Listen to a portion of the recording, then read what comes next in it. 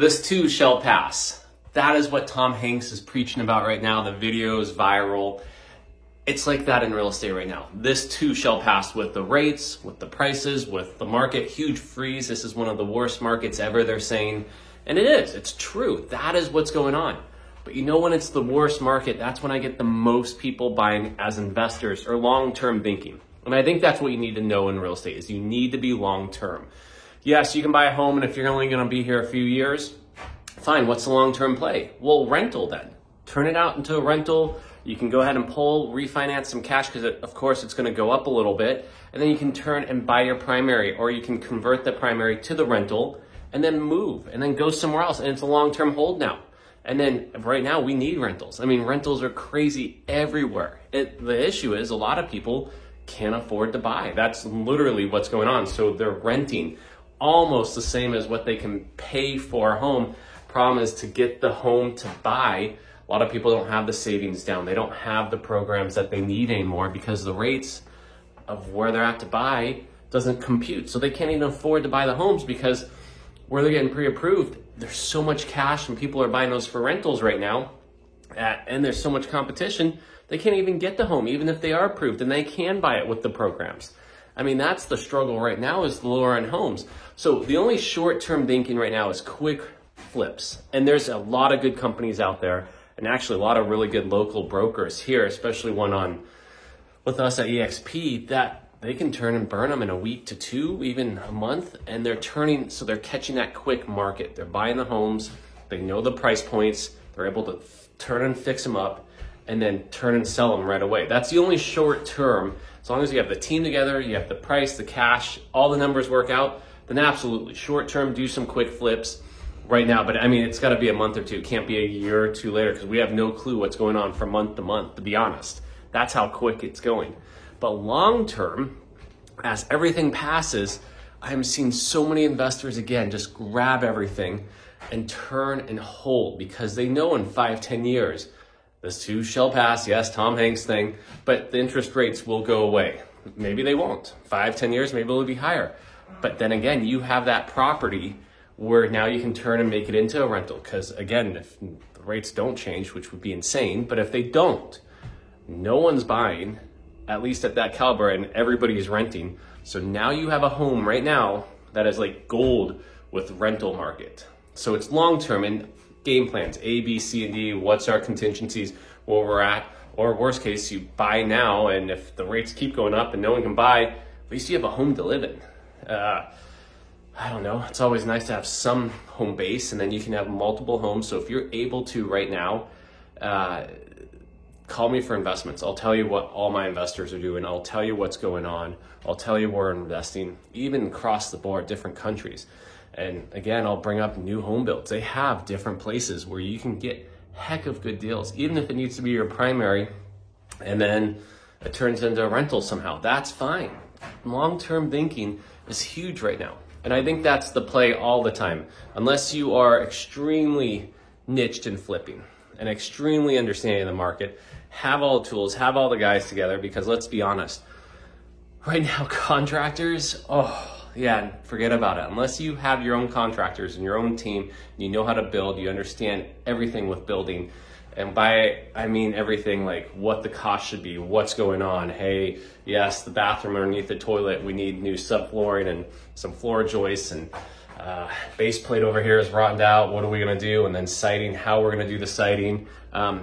I think you need to know at least those basics. And then the prices on those. You know, what is the going price for plumbing, electrical, and do you have the elite list that's not gonna jack you and charge you $400 an hour where it should be $150? Or I get the prices have gone up, but it's like insane on prices with contractors, and they know it because everybody's wanting to remodel because no one can move anywhere, or it's very tough to move right now. And so the market's driven by, one, are they remodeling? Yes, a lot of people want remodeled and they don't want to move in old homes. Two, the sellers are the ones actually moving and buying. So if they can't sell, or if their home's not selling, then they can't buy. And then three, where are they moving to? Are they moving somewhere hot? Or are they moving up here to Washington State where we're watching our market? Our market's way different than a lot of the other markets. We're a little niche. And so unless you're especially if you're not in Seattle and you're in Olympia. And then if you go out in the outskirts, it's a whole different ballgame. And so when you're starting to think about long-term, you also have to be considerate of where people are moving, what infrastructure you have there, what's supporting that economy. Are you buying this for yourself for long-term? Will other people want to live there?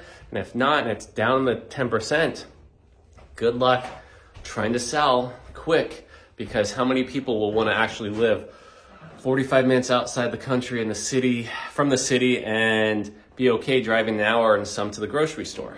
It's less and less. And the ones buying are less and less wanting to do that. And then the retirees are wanting to be close to a hospital, grocery store, community, little center where they can talk to people, interact with people. And I talked to another sweet lady, and she's like, I used to hate talking to people, be way out there. She's like, now I love my neighborhood. People walk by, I stand in my front garden, talk to people all the time. So I find that when you get to that age of retirement, boom, you want back that interaction.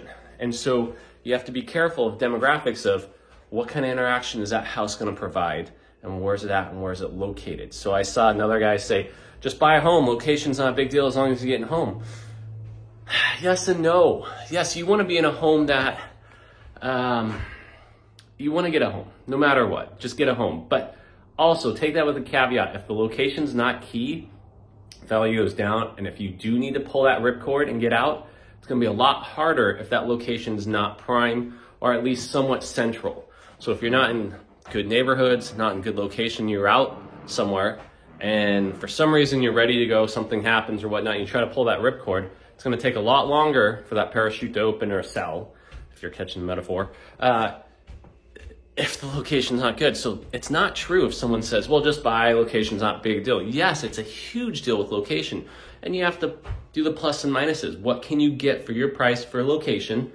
And then you have to navigate that. If you can only afford these areas, pick the best of those areas, I guess, or maybe this isn't this location, this city, and then you have to go to different locations. Or maybe you're driving a little further, 15 minutes, 20 minutes further for the drive, but the return value and the ripcord value is huge, so you bite the bullet. So all those factors come into play, and I think that's a lot of people are missing that navigation of when they're buying a home, especially first-time home buyers, or if you're moving here, you got to be careful.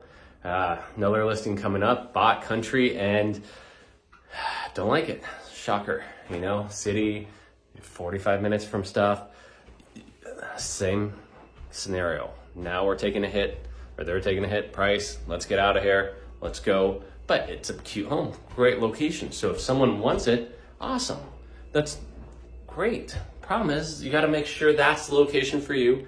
How long's your timeline and how long's your hold? So again, comes down to now long-term thinking. What's our long-term thinking? What's our contingencies? What's our plans? Where are we going? Can this be rentable? If not, what's our ripcord value? Where can we get out of it? And go from there. So the multiple graphs and multiple layers is huge on real estate. And I think a lot of people are missing that. And then especially in this market right now, you need to understand that more than ever for the long-term value. Short-term, I get everybody has short-term plans, but it goes by really quick. So it needs to be long-term, especially in real estate, because yes, things change on a dime, but in long-term, you can be in a house 2, 3, 5 years, and you're like, where did the time even go? And that is what I'm trying to get clients to understand is long-term value. Where are we buying? What's our turn on if we pull the ripcord? What are we looking at? Can it be a rental? Are we staying here? Are we moving? And so forth.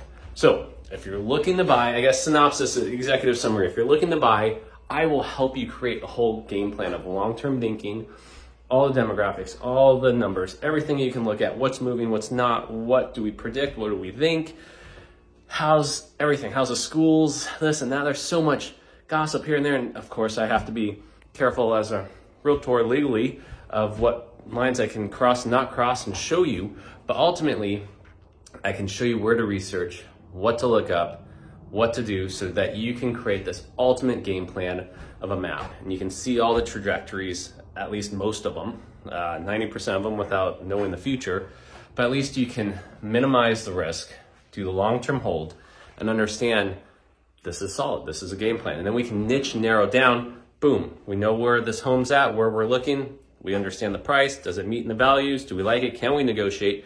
If not, is this a great price? Let's snag it and go. But then you have everything streamlined. And that's what I think a realtor should be doing anyways, or a real estate broker, manager, whatever you are, should be helping you with that. So that game plan and that niche and everything, and the numbers all make sense, and boom, you're able to react immediately. But it's all that behind the scenes stuff that happens. And so that's my job. That's what I love to do. Numbers, statistics, maps, where are we looking? What's going on? Values, what's, the whole demographics. And it comes with a lot of experience, a lot of numbers, love numbers. Yes, I was really good at math. I know people are going to comment that know me that I was like in senior math and freshman high school, and oh my God, I still get made fun of for that. Never felt dorkier, but now I'm glad because I need numbers.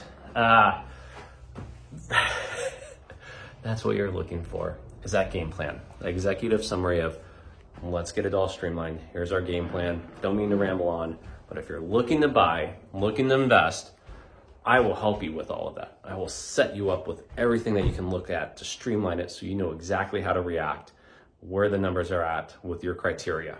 I just need your criteria. We'll punch it in, we'll adjust, adapt, maneuver, get it set up to where you're streamlined and ready to go.